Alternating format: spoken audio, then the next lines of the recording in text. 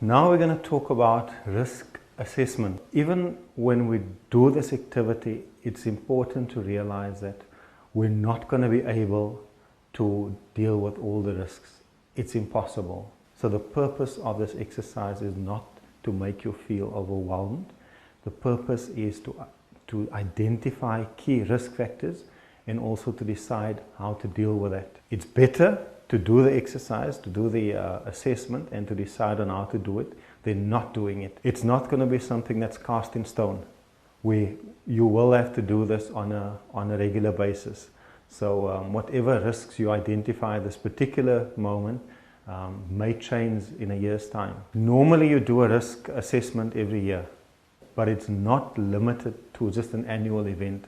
In some cases, the organization may decide that we actually want to do a risk assessment for a particular event. For example, if you start a new project, so if the organization has got funding and it's now going to start a new project, then it would be important to do a risk assessment. In fact, before you submit the funding proposal, it's going to be important to do a risk assessment. But once you get the funding, the circumstances may have changed.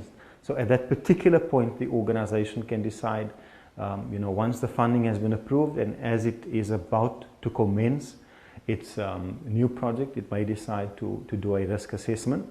Also, if you start maybe a joint venture with another organization, if your organization decides to join up with another organization to do a particular program, then it's also important to do a risk assessment. Perhaps if you buy new property or if you move into new property based on a lease agreement, also important to do a risk assessment. A lot of organizations today are also carrying on income generating activities or business activities.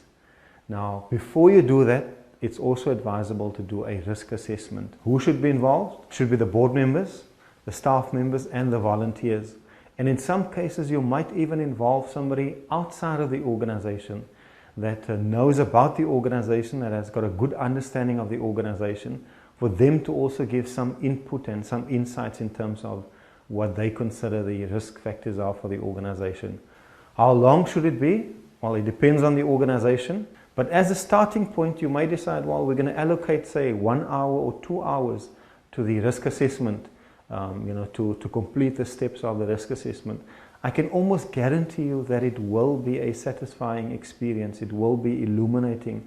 It will, listening to other people that are involved in the process will give a better understanding of the organization. If there's maybe more than 10 people, you could break up in groups of 2 or 3. There are basically 5 questions to ask when doing a risk assessment. The first question is to identify at least 10 potential risks that the organization is currently facing. Now, if you've got maybe only a little bit of time, you could say, well, let's look at 5 risks that the organization is currently facing. Secondly, question to look at is whether these risks have been addressed effectively. Once you've identified the 10 risk factors, then go back to all 10 risk factors and determine if those risk factors have been addressed effectively by the organization. So in essence, can the organization deal better with those risks? The third question is, what steps can be taken by the organization either to avoid, minimize, or to treat these risks? So there could be different responses to these particular risk factors. Fourthly, what are the estimated costs to address these risks? So if there are cost implications, find out what the costs are. Now, in this activity, you might not get an exact amount. You give an estimated amount, but as the follow-up activity, you could get a quotation to find out how much it would actually cost to address that particular risk. And then lastly, what I think is a very important question is, what are the estimated costs if those risks are not addressed?